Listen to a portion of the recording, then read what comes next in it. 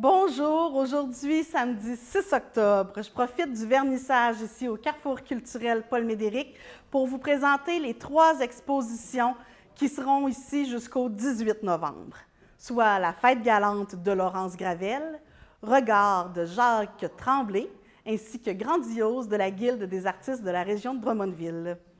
Bonne exposition!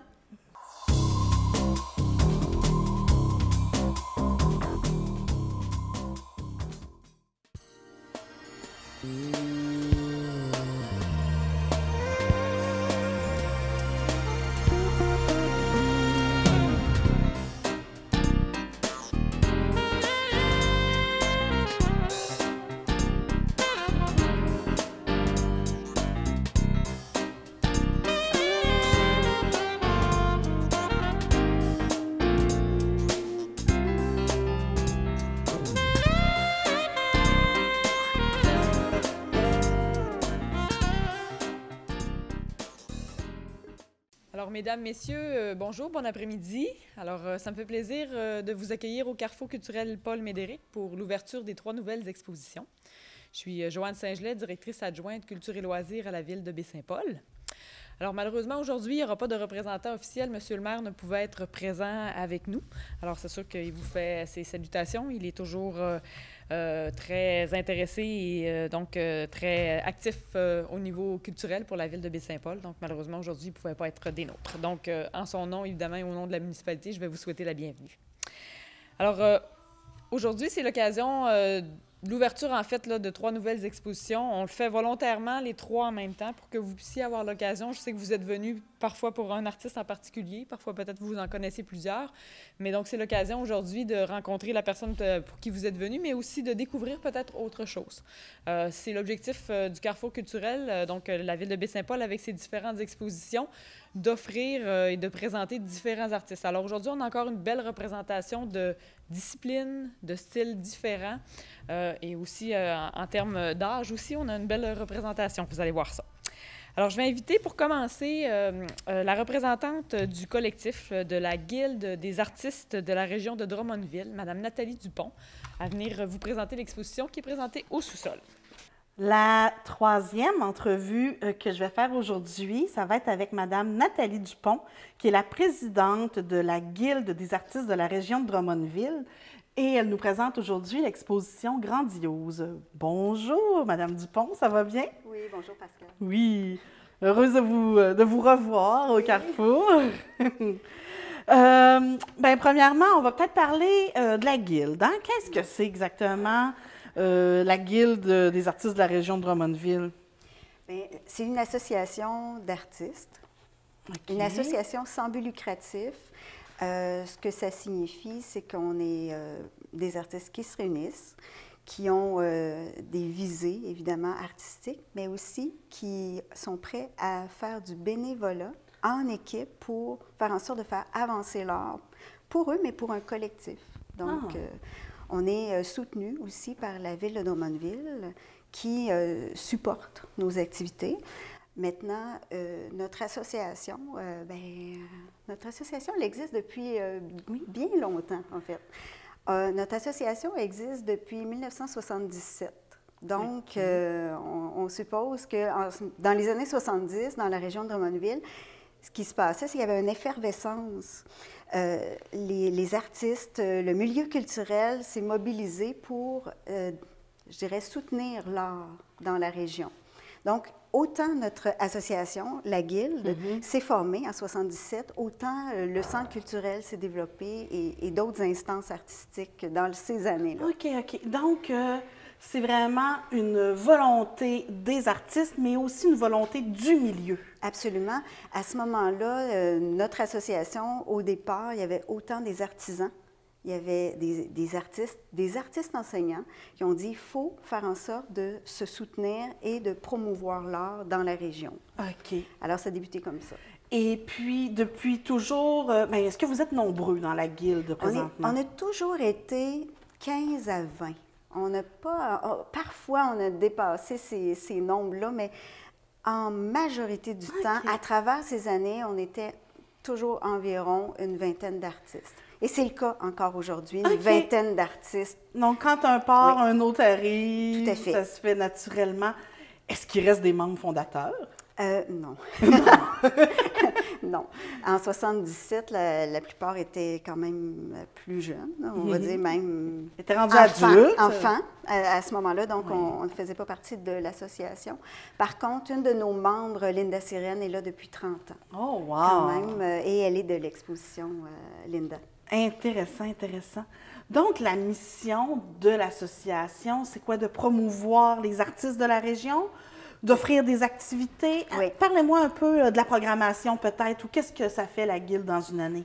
Bien, en fait, d'abord, la mission. La mission, on parlait d'émulation créatrice dès les débuts. Donc, permettre aux artistes de se développer, mais de développer aussi de la recherche à travers leur travail. Donc, on n'est pas dans une association où les artistes font toujours la même chose, mais il y a une idée de recherche. Il y avait beaucoup, dès le début, des diplômés là, d'université. Il y a des artistes aussi autodidactes qui font partie de notre association.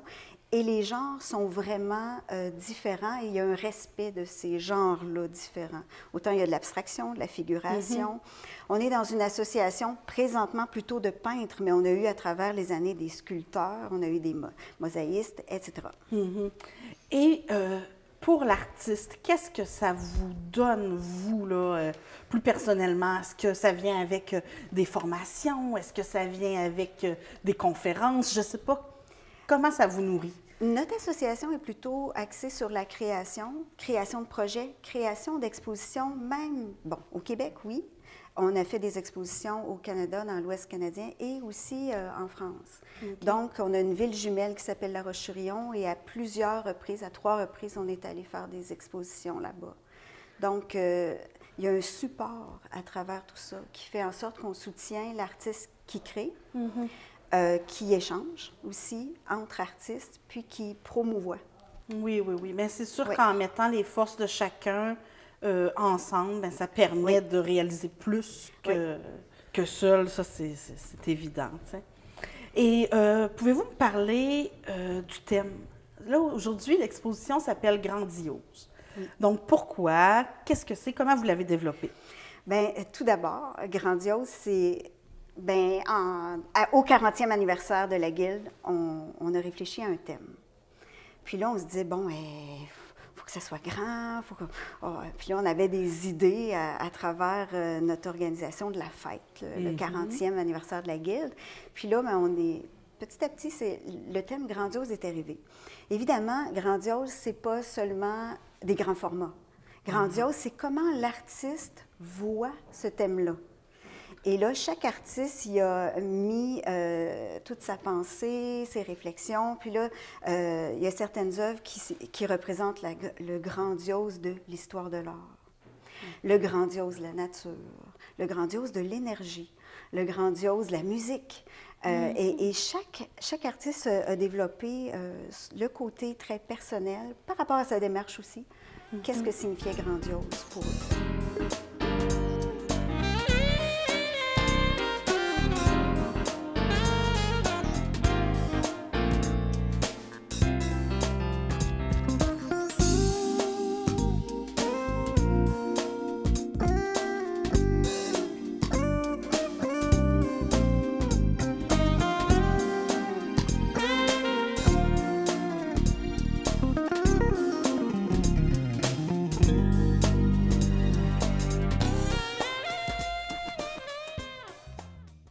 Est-ce que vous marchez toujours avec des thèmes, le groupe? Cette année, on avait Instant présent. Donc là, on s'est penché davantage sur le temps qui passe. Qu'est-ce que ça signifie aussi pour l'artiste, ce temps-là? Prendre le temps. Pour d'autres, c'était le temps qui allait très vite et que c'était heureux qu'il aille vite. Pour d'autres, c'était de prendre le temps de se détendre, de relaxer, prendre le temps dans la nature, prendre le temps. Ah oui, c'est questionner comment rendre un concept comme celui-là visuellement parlant. Là. Absolument. Ah oui, ah oui. Tantôt, je l'ai amené, mais on n'en a pas vraiment parlé. On a plus parlé de la mission, mais je crois que vous avez une programmation annuelle. Absolument. Donc, cette année, en 2018, on a eu la programmation, le thème Instant présent qui a été présenté à Drummondville. On a la chance de faire des collaborations, nous, avec la Ville de Drummondville. Comme ici, vous avez le Carrefour culturel qui est soutenu par la Ville. Mais chez nous aussi, il y a des soutiens comme ça qui sont présents. Donc, nous, dans le cadre de la bibliothèque publique, on a une salle où on peut faire des expositions. Donc, on a exposé Instant présent à ce lieu-là. Okay. On a d'autres collaborations. On a le Village québécois d'antan qui ont une maison et on a eu la possibilité d'exposer dans cet environnement-là où il y a beaucoup de tourisme, beaucoup de gens qui viennent visiter cet endroit-là, ce qui a fait en sorte que nos artistes ont pu être vus et ont pu montrer par une exposition, mais aussi par des animations dans le village, la façon de peindre, et ça a été bien intéressant.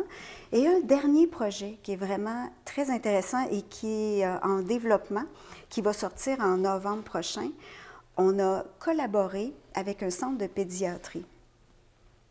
Le centre de pédiatrie est axé vers les enfants dans un quartier qui est un petit peu plus défavorisé à Drummondville. Donc, on a voulu soutenir les enfants et on est allé faire une activité avec eux de création.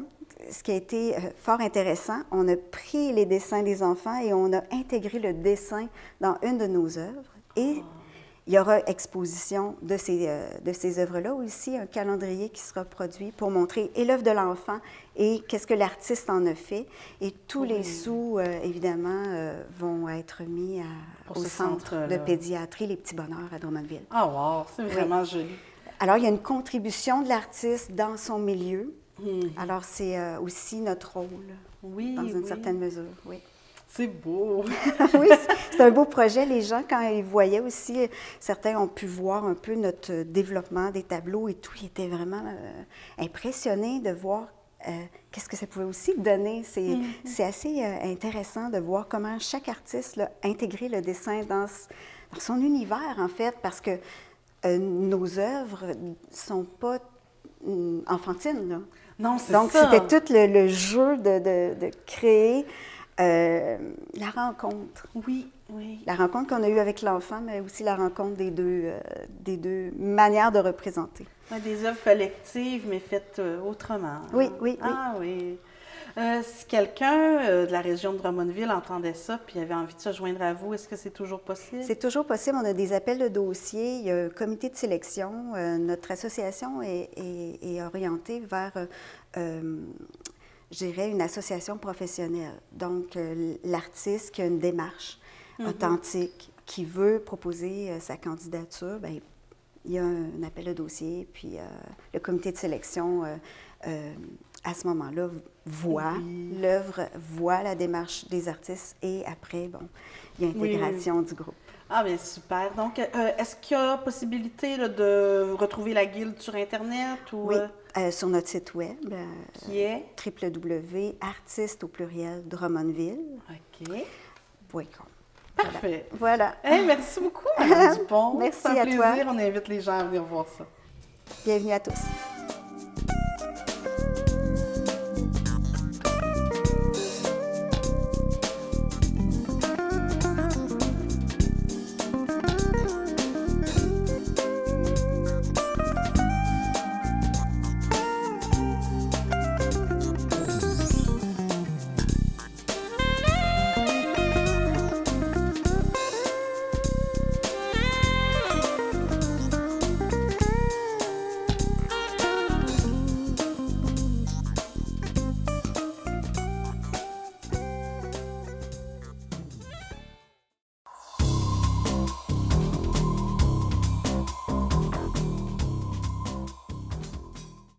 Mme Dupont. Je vais maintenant inviter M. Jacques Tremblay, qui présente son exposition ici dans la salle à gauche, son exposition intitulée « Regard », et toutes les expositions sont présentées jusqu'au 18 novembre. La seconde exposition que j'ai à présenter aujourd'hui se nomme « Regard » et c'est une exposition de M. Jacques Tremblay. Bonjour, M. Tremblay. Bonjour, madame. Vous allez bien? Merci, vous aussi. Oui. Parfait. Premièrement, pouvez-vous me parler un peu de votre exposition? Qu'est-ce qu'on retrouve dans cette exposition? Bon, le genre de photographie que je fais, c'est, j'essaie de trouver, c'est des choses qu'on voit mais qu'on n'enregistre pas nécessairement. C'est-à-dire, ça va être une partie d'un ensemble. J'ai eu une exposition qui s'appelait Au Sentier de l'Art, c'est sur des photos de galeries prises sur la rue Saint-Jean-Baptiste, mais c'était des parties de galeries qu'on remarque quand on les voit, mais qu'on n'enregistre pas telles quelles. Alors, ça devient une photographie plus abstraite, plus formelle. Là, l'exposition actuellement, c'est sur des bordures de fenêtres. OK. Donc, c'est on voit naturellement la moulure qui peut être en métal, en bois ou en plastique ou quoi que ce soit. Puis on voit une partie de l'intérieur de la fenêtre. Des fois, c'est un mur qui est à l'intérieur, qui est coloré. Des fois, c'est un objet, mais ça donne une apparence assez abstraite et formelle. OK. Et le titre, pourquoi vous avez appelé votre exposition « Regard » ? Regard, c'est une chose qui fait partie de la photographie. Ça commence par celui qui photographie, qui regarde les choses, puis une fois que la photo est prise, les gens jettent un regard sur les photographies. Alors ça rejoint et celui qui fait la photo et celui qui la regarde. C'est pour ça que je voulais rejoindre le plus de monde avec le titre comme ça. OK. Depuis quand vous faites de la photo? Ça fait longtemps que vous êtes photographe? Ah, mon Dieu! Bien, photographe, à plein temps comme aujourd'hui, non, mais je vous dirais que j'ai commencé au collège. On passait devant une salle, c'était une chambre noire, puis on voyait un éclairage rouge. Il y avait une salle de développement de photos au collège. Puis ça m'intriguait toujours de voir sortir des bonhommes plein de papier, puis un éclairage rouge en arrière d'eux autres. C'était la lumière dans une chambre noire. Alors j'ai commencé d'abord en développant des négatifs. Et puis dans ce temps-là, c'était surtout du noir et blanc.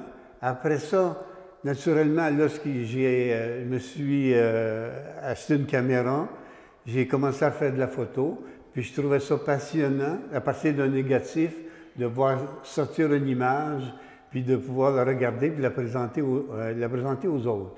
Alors dans ce temps-là, c'était du noir et blanc, c'était un format carré, 2,25 ou 6 par 9. J'avais une caméra à soufflet, accordéon, une vieille accordéon. On prenait peut-être 12, c'est peut-être des bobines de film de 12 photos. Alors ça a commencé comme ça. Après ça, bien, il est arrivé avec la compagnie Kodak, c'est eux autres qui ont développé la couleur. Alors là, j'ai délaissé la chambre noire parce que c'était la couleur au début, c'était bien compliqué de pouvoir travailler ça. Alors là, avec Chromacolor, puis les formulaires de Kodak, là, on a passé au 35 mm, ce qui est devenu beaucoup plus populaire puis beaucoup plus facile d'accès. Là, ma première caméra de 35 mm, c'était une Minolta.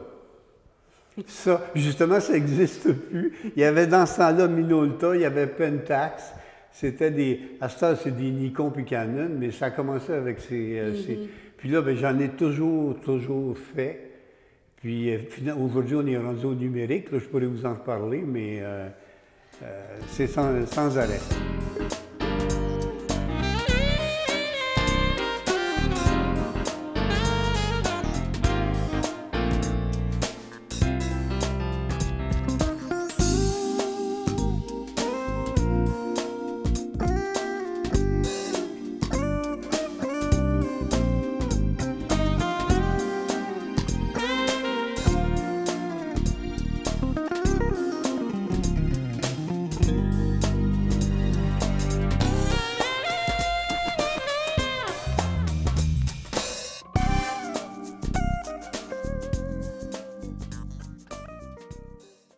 Donc, vous avez commencé jeune, si je Ah, comprends j'ai commencé, bien. je devais être adolescent. Est-ce que vous avez suivi des études dans ce domaine-là? Dans ce temps-là, il y avait aucun cours De en photographie. photographie. Ça n'existait pas. Mais j'étais quand même sensible aux arts visuels.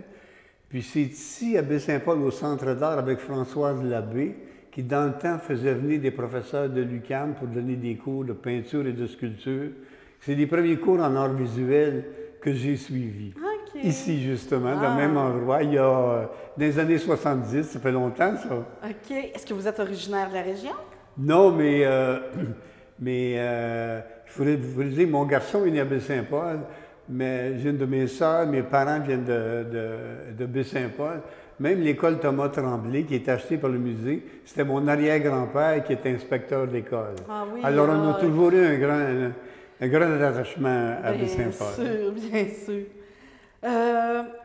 Est-ce qu'il y a des bases de la photo qui vous guident encore aujourd'hui?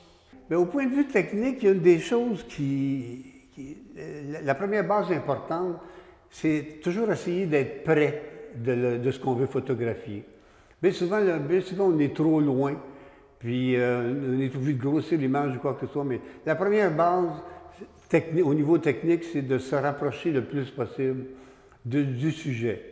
Ensuite, naturellement, il y a le focus, l'éclairage, ces choses-là. Prendre son temps, là, mais je dirais que c'est l'essentiel. Ça commence comme ça. Et puis, comment vous vient l'inspiration? Comment vous choisissez vos thèmes? C'est une bonne question. C'est sûr que moi, je procède par série.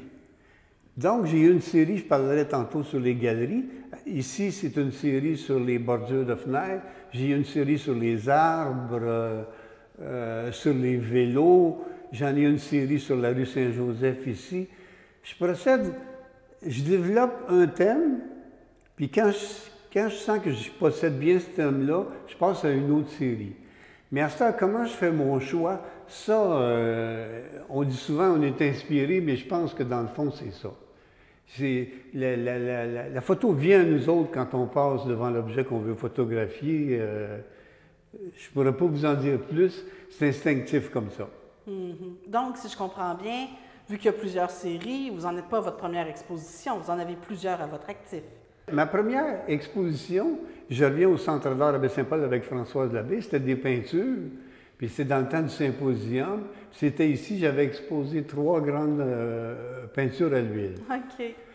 Par la suite, des expositions de photos, non, c'est ici, je suis dans mes premiers pas avec ça, avec vous autres. Ça me fait grand plaisir.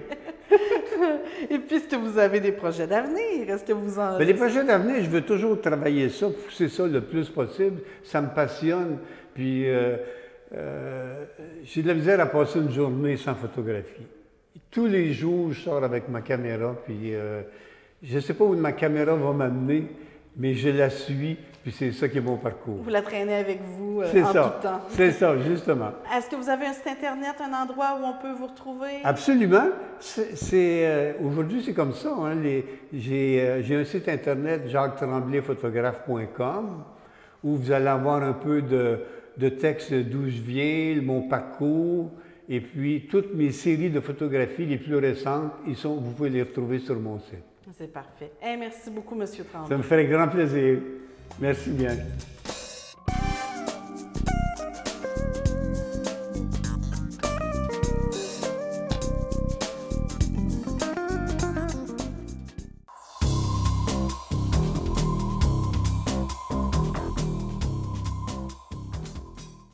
Merci, M. Tremblay.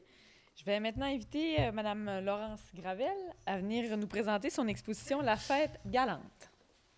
La première exposition que j'ai à présenter aujourd'hui se nomme La fête galante et c'est Mme Laurence Gravel qui nous montre son beau travail. Donc, bonjour Mme Gravel. Allô. C'est un plaisir de vous avoir avec moi aujourd'hui ici au Carrefour culturel Paul Médéric. Premièrement, j'aimerais peut-être qu'on parle un peu de vous. Vous étudiez en art, je pense, présentement. Est-ce que depuis toujours, à quel âge vous avez su que vous vouliez être une artiste? Comment ça s'est amené tout ça dans votre vie? Ah, ben moi, c'est sûr que j'ai toujours aimé dessiner, là, mes parents vont le dire, mais non, mais pour moi, ça n'a comme pas été un choix. Là. Je me souviens, la journée avant les inscriptions du cégep, je ne savais pas encore qu'est-ce que je voulais faire, puis ça a été comme OK, je fais ça. Fait que je me suis inscrite au cégep en art à Sainte-Foy. J'ai fait 2 ans. Puis quand j'ai terminé, j'ai comme eu le même problème. Je me suis dit, qu'est-ce que je fais, tu sais? Finalement, j'ai fait le bac en art à l'Université Laval. Puis c'est vraiment à ma toute dernière année que je me suis dit, OK, finalement, ce que je veux faire, c'est être artiste, tu sais, après toutes ces années d'études-là. Donc, après un DEC de 2 ans, un bac de 3 ans, puis là, cette année, j'ai commencé une maîtrise en art, donc pour approfondir ma pratique. Donc, ça a été un choix qui s'est imposé, si je comprends bien. Oui, c'est ça, on pourrait dire. Est-ce que vous pourriez me parler un peu de votre démarche artistique? Commencez par me parler, qu'est-ce qu'on retrouve ici pour commencer? Bien, ma démarche en général, c'est sûr que je m'intéresse beaucoup à la possession des objets, puis je m'intéresse aussi au comment le consumérisme, essayer de posséder le plus d'objets possible, apporte une certaine décadence. Puis c'est ce qu'on retrouve quand on rentre dans une de mes expositions, on regarde une œuvre, on est comme tout de suite comme... ça vient comme nous frapper un peu la couleur, l'abondance des objets, puis oui. C'est un peu ce que je veux représenter là. Puis dans c'est un peu cette recherche de décadence-là, je trouve qu'il y a toujours des époques qui vont sortir, comme les années 50 ou l'époque d'aujourd'hui, où mon époque préférée, c'est le 18e siècle. Donc, c'est avec ces époques-là, c'est par la citation historique que j'essaie de montrer cette décadence-là. En fait. Donc, la décadence de leur possession d'objets. Oui, exactement. Essayer de posséder le plus d'objets possible. On retrouve ça au 18e siècle. Je veux dire, on rentre dans une pièce. Là, j'ai tout juste l'image de Versailles. Là, on rentre dans une pièce, il y en a partout. Il n'y a pas un blanc nulle part. Il y a des tapisseries, il y a des tables, puis même la table, une table par-dessus pour soutenir une autre table. Genre, c'est épouvantable. Moi, je trouve ça complètement décadent. Puis autant que je veux le critiquer, autant que ça me fascine puis que je trouve ça beau. Fait que je suis toujours entre les deux. Est-ce que j'aime ça ou est-ce que ça me dégoûte? Je le sais plus. Oui. Des fois, okay. je me perds dans mes niveaux d'ironie, là, c'est ça.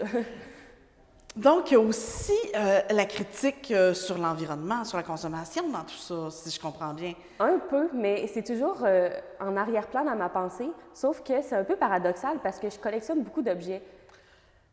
Puis c'est ça mon problème, c'est que je collectionne tellement d'objets, puis je me dis, ben voyons donc que je suis rendue à ce point-là. Mais je prends beaucoup d'objets dans les friperies, là, donc ça fait du bien à mon cœur. Oui, donc vous donnez une deuxième vie oui, à la plupart des objets. On va commencer peut-être en parlant de cette exposition-ci, qu'est-ce qu'on retrouve? Premièrement, le titre. Ça s'appelle La Fête galante. Pourquoi? Qu'est-ce que ça veut dire pour vous? La Fête galante, c'est un style de peinture qui a commencé du début du 18e siècle, puis ça s'est terminé avec la Révolution française. Puis ce qui est intéressant avec ce style de peinture-là, c'est qu'il est vraiment à part de tous les autres genres de peinture. Ça découle un peu de l'esthétique rococo, mais pour moi, c'est plus comme un acte performatif. Je veux dire que la Fête galante, c'est des peintures qui représentent des bourgeois, des rois, puis qui ont décidé de s'exiler en forêt, en nature, pour pouvoir faire des fêtes ou pour jouer de la musique, manger des gâteaux, peu importe. Dans le fond, c'est juste ça. Okay. Puis c'est un style de peinture qui est parti super vite parce que c'est vraiment quétaine. Tu sais, il y a des bébés qui volent dans le ciel, c'est super surréaliste. Puis aujourd'hui, c'est plus péjoratif, là, la Fête galante. On retrouve ça sur des objets, puis c'est un peu anodin. Bien, tout à fait. J'avais jamais entendu parler de ce mouvement-là artistique. Moi, je pensais vraiment que vous vouliez parler de la cérémonie, là, du faste. Bien, c'est un peu ça. La Fête galante, c'est la cérémonie, tu sais, tout ce qui va avec, la dentelle. Puis, mais en même temps, c'est comme plus le vouloir retourner aux sources, là. OK. C'est ça, oui. Mais donc, c'est un mouvement qui date de combien d'années environ? Ça a été à la mode dans quelle époque, ça? 1715, là. Tu sais, là, je suis dans les grosses années, mais tu sais, vraiment début du 18e siècle. Là. OK. Ouais. Donc, vous, c'est là que vous avez été chercher votre inspiration pour ramener au goût du jour, finalement, une période artistique à peu près méconnue. Oui, bien c'est ça, mais on la connaît pas, mais je trouve ça super contemporain parce que c'est ça qu'on fait. Je veux dire, souvent, juste assis, puis là, j'étais avec des amis, on boit une bière, je me dis, hey, on fait une fête galante, tu sais.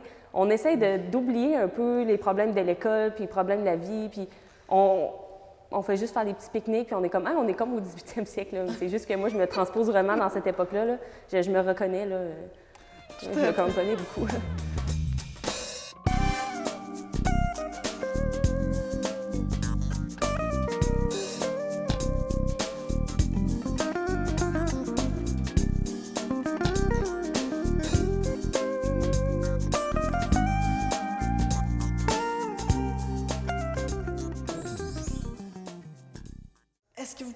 des techniques que vous expérimentez, qu'on retrouve ici? Oui, ben moi, je suis plutôt multidisciplinaire. J'ai pas de préférence pour une technique en particulier. Fait que cette exposition-là, c'est vraiment de tout. Le photomontage, photographie, moulage, sculpture. Je fais aussi beaucoup de ready made. Je prends des objets, je les décontextualise, je leur remets un sens. Puis, dans ma pratique en général, c'est plutôt de la photographie, de l'installation et de la vidéo.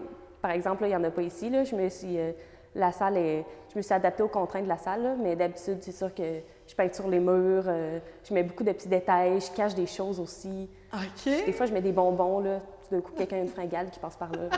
Ah, c'est cute.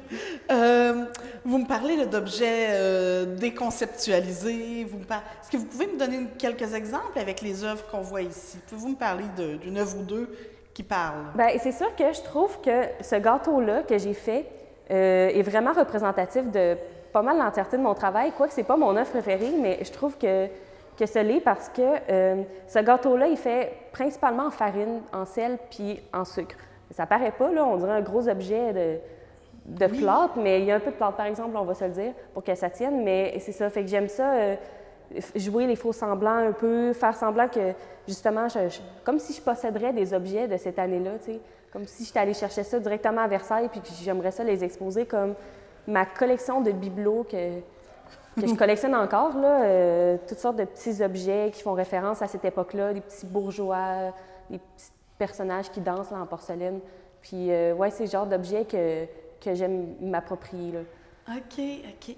Si je comprends bien, ce gâteau-là, ces installations-là par terre, représentent un peu encore le pique-nique, représentent encore un peu la festivité. Oui, c'est ça, c'est l'abondance à l'extrême. C'est sûr que là, je suis un peu contrainte dans l'espace, mais d'habitude, j'aime ça quand ça se déploie là, plus, là, qu'on puisse même rentrer à l'intérieur, bien pas dans le gâteau, là, on va se le dire, mais rentrer dans une pièce.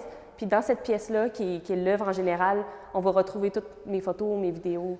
Puis... Oui. Mais pouvez-vous me parler d'une de vos photos, là, peut-être? Oui, c'est ça. Mais dans mes photos, si vous venez voir mon exposition, vous allez vraiment remarquer que je me mets beaucoup en scène. Je suis là plusieurs fois.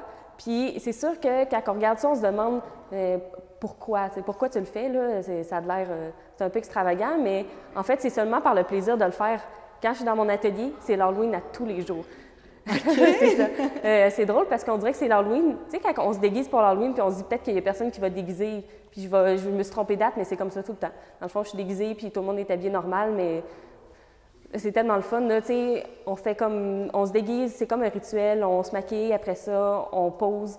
Puis après ça, c'est drôle parce qu'on vient comme dépersonnaliser un peu son image, puis on vient comme se placer comme une décoration.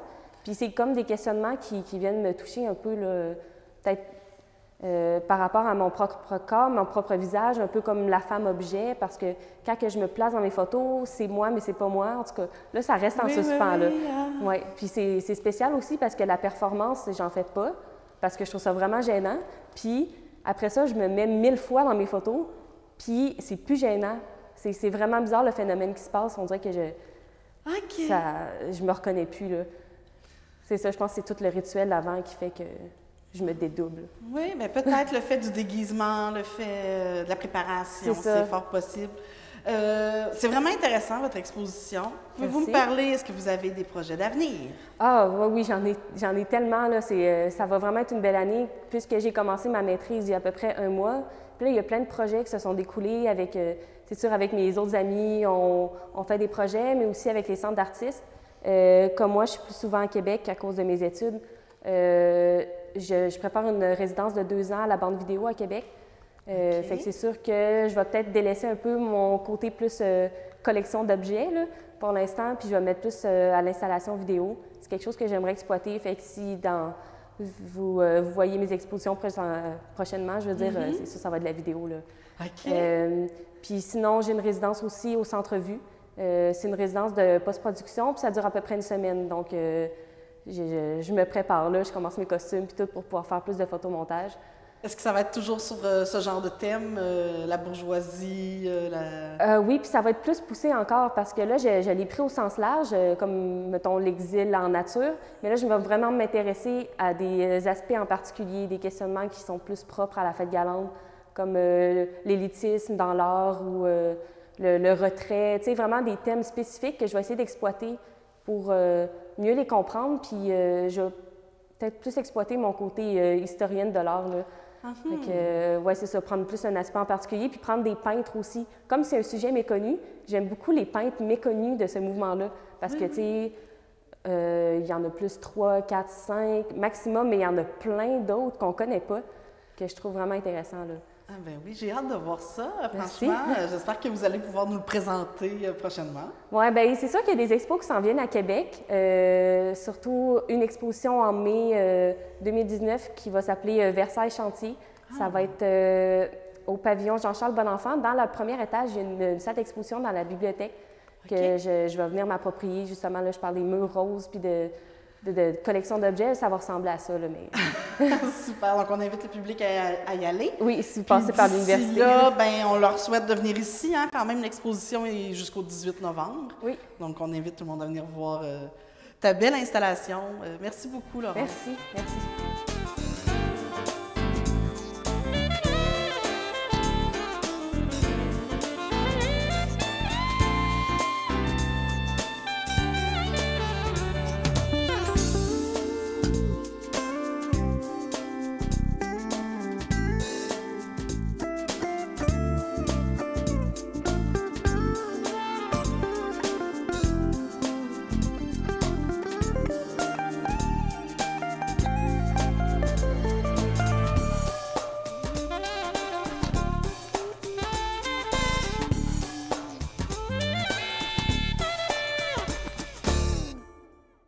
Alors, ce fut un plaisir pour moi, hein, de vous accueillir aujourd'hui au Carrefour culturel Paul Médéric pour vous parler des nouvelles expositions qui sont présentées et qui sont ici jusqu'au 18 novembre, hein, soit la Fête galante de Laurence Gravel, Regard de M. Jacques Tremblay et Grandiose de la Guilde des artistes de la région de Drummondville.